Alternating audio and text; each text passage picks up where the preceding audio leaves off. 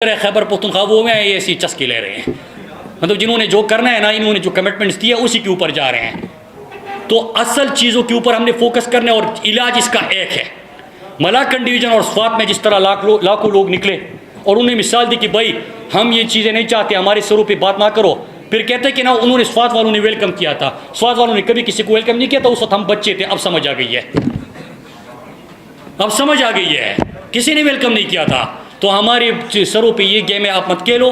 पाकिस्तान को आगे बढ़ने दो, पख्तूनख्वा को आगे बढ़ने दो, हमारे कबाइली अजला को बढ़ने दो, वज़ीरिस्तान को जीने दो, बाजोड़ को जीने दो, कुरम को जीने दो, औरंगज़ेब को जीने दो, हमारे मोमन और खैबर को जीने दो, मलाकन को जीने दो, पाकिस्तान को जीने दो और पाकिस्तान को आगे बढ़ने दो। बार बार आपको कहा। और उससे पहले एक और चीज़ आप सुने,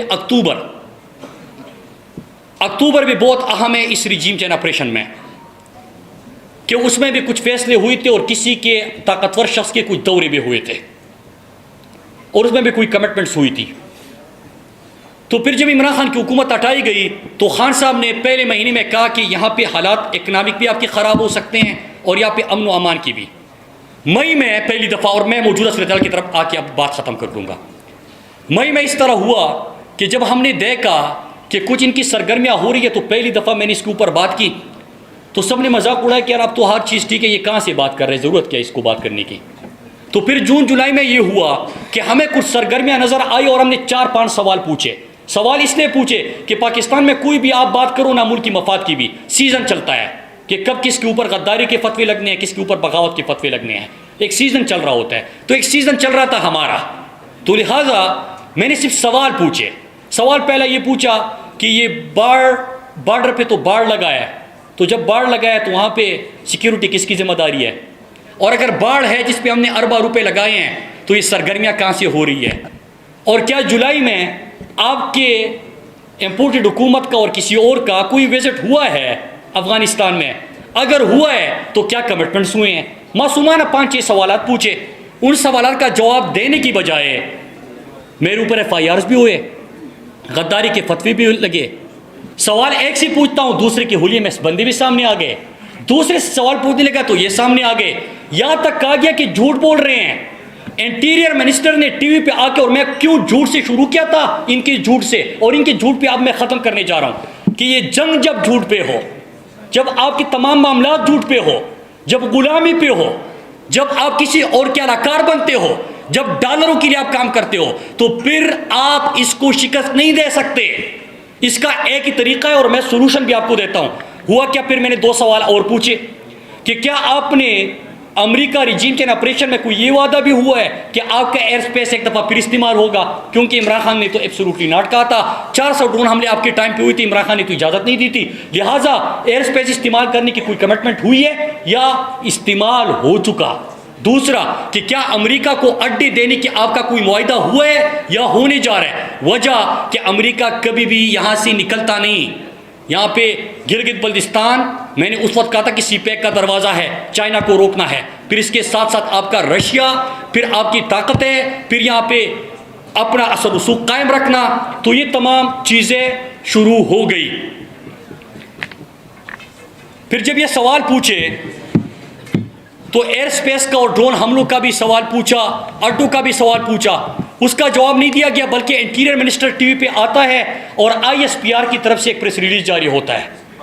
ISPR प्रेस रिलीज में कहता है कि ये प्रोपेगेंडा है और हालात बिल्कुल ठीक है।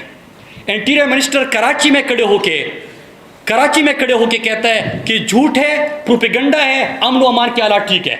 लेकिन जब हमने सरगर्मियाँ देखी तो मैं वाज़ेह तौर पर उस वक्त भी पैगाम दे चुका था और आज भी दे रहा हूँ, न हमने इनकी ट्रैप में आना है न उनकी ट्रैप में आना है, न हमने इनके लिए इस्तेमाल होना है न उनके लिए इस्तेमाल होना है।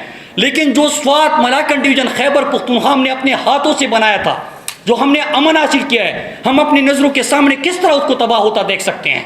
तो हम तो आवाज़ उठाएंगे। हुकूमत ने साथ नहीं दिया, foreign minister, defence minister, interior minister, ISPR सब ने कहा कि प्रोपेगेंडा है, किसी ने साथ नहीं दिया। हमने क्या किया, हमने मलाकन डिवीज़न के लोगों के पास गए, लाखों की तादाद में लोग आए, लोगों ने एक पैगाम दिया कि हम किसी की जंग में हिस्सा नहीं बनेंगे, हम किसी के लिए ईंधन के तौर पे इस्तेमाल नहीं होंगे, आप अमेरिका के गुलाम होंगे, डॉलर के गुलाम होंगे, हम नहीं होंगे। और फिर क्या होता है मेरे पाकिस्तानियों, फिर उसके बाद राब्ता होता है। 12 अगस्त को कहा जाता है कि 48 घंटे में ये वापस चले जाएंगे, चले जाते हैं, लेकिन सितंबर के पहले हफ्ते में फिर आ जाते हैं। तो क्या मैं सवाल नहीं पूछूंगा कि गए कैसे, आए कैसे? और फिर मीडिया से भी सवाल करता हूं, मैं मीडिया से भी सवाल करता हूं। उस वक्त क्या है कि जब मैं ये बात कर रहा था तो मैंने मीडिया को 10 दफा मुखातिब करके कहा था कि याद रखिएगा, जब हम मुजरिमों की फहरिस्त तैयार करेंगे तो उसमें सिर्फ ये हुक्मरान नहीं होंगे जो डॉलरों की पूजा पे हमारा सौदा करते हैं। उस मुजरिमों के फहरिस्त में पाकिस्तान का मीडिया भी मेरा मुजरिम होगा।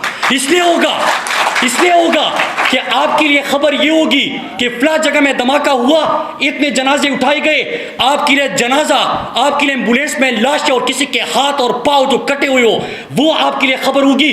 मेरे लिए खबर ये है कि किसी ने मेरे घर में घुसने की कोशिश की, मैंने उनको भगा दिया। मेरे लिए ये खबर है। मेरे लिए खबर ये नहीं है कि जब मेरा जनाजा उठेगा, जनाजा रोको, साथ दो, नहीं दिया। लेकिन फिर क्या होता है, मुझे पता था, मैंने ये भी कहा था कि आप इसका तहरीक इंसाफ को, तो जब आपकी सोच ये हो मुल्क की कि हमने साउथ पंजाब में इलेक्टिबल्स को इकट्ठा करना है, हमने बलूचिस्तान में वो जो लोग हैं उनको साथ मिलाना है, और खैबर पख्तूनख्वा में कुछ भी करे इमरान खान का मुकाबला नहीं है, लिहाजा इनको और उनको लड़ाओ, बीच में किसी और को जगाओ और बात करो। यार शर्म करो यार। जब इसके ऊपर पॉलिसीज हो तो आप कर सकते हैं। और फिर ब्लेम किसके ऊपर डाले? 10 साल से तहरीक इंसाफ की खैबर पख्तूनख्वा में हुकूमत है। हुकूमत खैबर पख्तूनख्वा क्या कर रही थी? तो बॉर्डर मुझे दो तो मैं बता दूंगा कि मैं क्या कर रहा था। खैबर पख्तूनख्वा हुकूमत आपको अमन दिया था, खुशहाली दी थी, ट्रेड दिया था, रोजगार दिया था, सेहत कार्ड दिया था, टूरिज्म का फरोग दिया था, दिया है, देते रहेंगे। लेकिन बीच में ये जो डर्टी गेम्स होते हैं, किसी के लिए अमेरिका के लिए पाकिस्तान को इस्तेमाल किया जाता है, ये हमारे लिए मसला है। फिर मलाकन डिवीजन में सितंबर में फिर आ जाते हैं, फिर लाखों लोग निकलते हैं, फिर हमारे हालात ठीक हो जाते हैं। जब हालात ठीक होते हैं तो मैं और गम में इजाफा हुआ। गम में इजाफा कैसे हुआ? मीडिया तो खामोश है, क्योंकि इनको तो जब तक जनाजा नहीं निकलेगा, उनको तो दुख ये है कि इन्होंने जनाजे क्यों बचाए। और जो दानिश्वर बैठते हैं, जब कोई धमाका हो जाए तो टीवी वाले उसको ले रहते हैं, जिसका हमारे साथ कोई लेना देना नहीं होता, आप उनको दानिश्वर कह के बिठा रहते हैं। उनका तो सीजन चल रहा होता है जब धमाका होता है, तो सीजन वालों को क्यों बिठाते हो? असल लोगों के पास जाओ यार, उनकी बात करो। और एक बात की जाती है ना कि स्वात वाले मलाकन डिवीजन वाले ने बड़ा काम किया।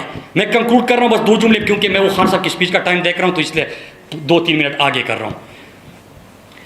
तो फिर उसके बाद जब ये हुआ और सितंबर में फिर हमने, अल्लाह का शुक्र है कि लोग खड़े हो गए, लाखों की तादाद में खड़े हो गए। तो दुख किस चीज़ का हुआ कि जो तहरीक हमने उठाई, लोगों को शऊर दिया, और दुनिया की तारीख में, पाकिस्तान की तारीख में नहीं, दुनिया की तारीख में पहले आपको ये मिसाल नहीं मिलेगी कि आपने बगैर हथियार उठाए, आपने इतनी बड़ी दहशतगर्दी की लहर जो आने वाली थी उसको शिकस्त दी होगी। इसके ऊपर अब केस स्टडी है ये कभी आपको इसकी मिसाल नहीं मिलती।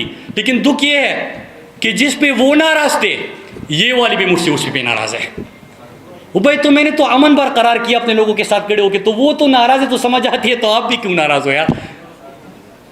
आपको समझ आती है इस चीज़ की? मुझे तो नहीं आती। तो अब एक तरीका और है इसको रोकने का कि जिस तरह वज़ीरिस्तान वाले इस वक्त सड़कों पे हैं, बनू वाले सड़कों पे हैं, तो हम हर पाकिस्तानियों को कहते हैं कि आप भी निकलो, इनके साथ खड़े हो जाओ। हम किसी के खिलाफ नहीं है, मुल्क हमारा है, घर हमारा है। अल्लाह ना करे अगर धमाके होंगे ना, या फिर बेघर होंगे, तो हम तो भुगत चुके हैं। हमारे साथ जो होना था, घर लगने थे लग चुके, तबाह होने थे तबाह हो चुके। हमने तो अर्से बाद अमन दे के हम तो नहीं करने देंगे किसी को अपना अमन तबाह, चाहे किसी की जितनी भी बड़ी लड़ाई हो, जितनी भी रिजीम चेंज ऑपरेशन हो, जितनी भी डॉलरों के वादे हो। कुछ करो यार, गुलामी करनी है करो, अमेरिका के डॉलर की पूजा करनी है करो, उनके गुलाम बनना है बनो, लेकिन मेरी कीमत पे नहीं, मेरे लोगों की कीमत पे नहीं, ये हम नहीं करने देंगे।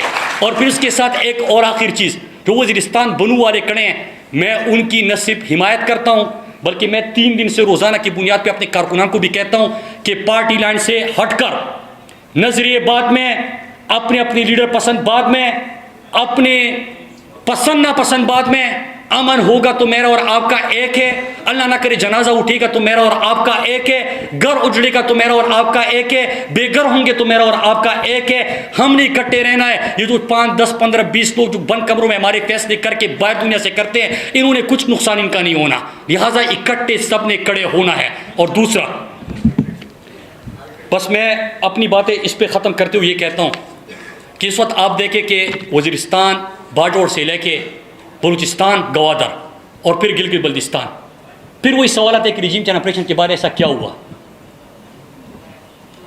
अमेरिका से कुछ कमिटमेंट्स, अमेरिका की मर्जी पे हुकूमत में आना, अमेरिका को खुश करने के लिए इक़दाम करना, और जो इमरान खान ने अशरफ गनी के टाइम पे जो कि एंटी पाकिस्तान और प्रो इंडिया गवर्नमेंट थी उनको इंगेज किया था। तो आपका फर्जंद जरदारी इस वक्त अफगानिस्तान का विजिट क्यों नहीं होता?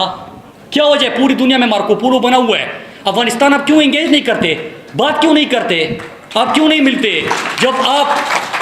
जब आपकी अमन और तरक्की की मिसाल दी जाती तो, और स्वात मलाकन डिवीज़न सीएम साहब यहाँ पे बैठे, जितना इन्होंने वहाँ पे काम किया है, तो मुझे याद है इनकी खैबर पख्तूनख्वा में हुकूमत थी, वज़ीर आला तो ये अभी भी है, लेकिन जब हमारी वफाक में हुकूमत थी तो ये इदारे भी बुला के मुझे कहते थे कि जो स्वात सक्सेस स्टोरी है इसके ऊपर आप हमें ब्रीफ करें और बताएं कि किस तरह हम ये मॉडल रिफ्लेक्ट कर सके बलूचिस्तान में। और बलूचिस्तान में भी वो सिलसिला हमने शुरू किया। क्या वजह है कि आज बलूचिस्तान में दो जो मुख्तलिफ है, एक बलोच वाले हैं और दूसरे जो उस साइड वाले हैं, वो दोनों भी आपके खिलाफ इकट्ठे होकर ऑपरेशन क्यों कर रहे हैं? आज पाकिस्तान की हिमायत करने वाली अफगानिस्तान की हुकूमत के खिलाफ आपकी तरफ से बयानात क्यों आते हैं? इंगेजमेंट क्यों नहीं है? आज अपने लोग जो आपसे सवाल करते हैं, आवाज़ उठाते हैं, उनको आप इंगेज क्यों नहीं करते? आवाज़ क्यों नहीं उठाते? जब आपको निशानदेही की जाती है तो आप टीवी पे आके ये क्यों कहते हैं कि प्रोपेगेंडा है, झूठ है? जो बंदा, मतलब सिंपल है ना, जंग रोकना, अमन बरकरार रखना ज़रूरी है कि जब एक दफ़ा ख़राब हो जाए और मारना ज़रूरी है, तो नुकसान क्यों करते हो?